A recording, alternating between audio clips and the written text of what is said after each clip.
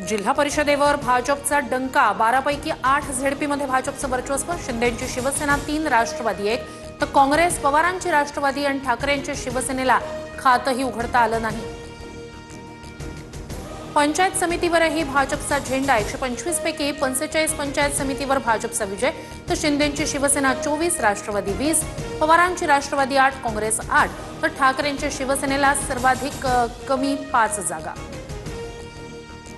मवियाला जनतेनं नाकारलंय। महाराष्ट्रात महायुतीच दिसेल, मवियाचा पराभव झालाय। जिल्हा परिषदेच्या विजयावरून चंद्रशेखर बावनकुळे यांची टीका।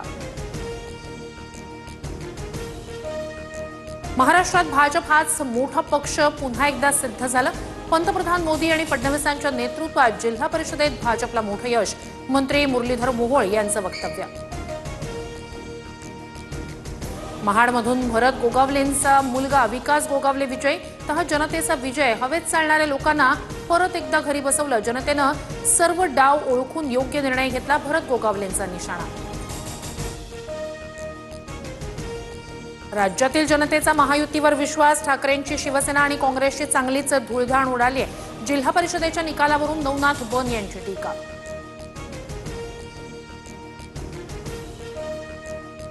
मावळमध्ये राष्ट्रवादीचा झेंडा फडकला।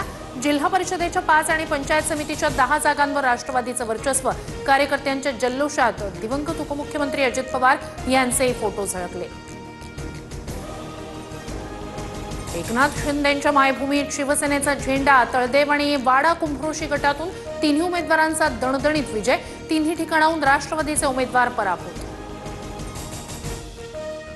माळशिरस जिल्हा परिषदेत राम सातपुतेंच्या पत्नी संस्कृती सातपुते विजयी। पत्नीच्या विजयानंतर राम सातपुते यांनी शड्डू ठोकला। तर भाजप कधीही संपत नसते, लोकसभा आणि विधानसभेचा एकत्रित कार्यक्रम केलाय, सातपुतेंचा निशाणा।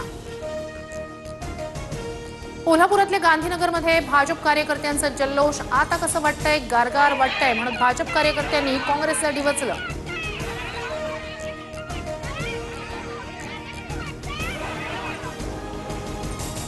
बारामतीत राष्ट्रवादीचे विजयी उमेदवार श्यामल वाबळे यांना अश्रू अनावर। आजचा विजय पाहण्यासाठी दादा आपल्यात पाहिजे होते, प्रतिक्रिया देताना वाबळे भाऊक।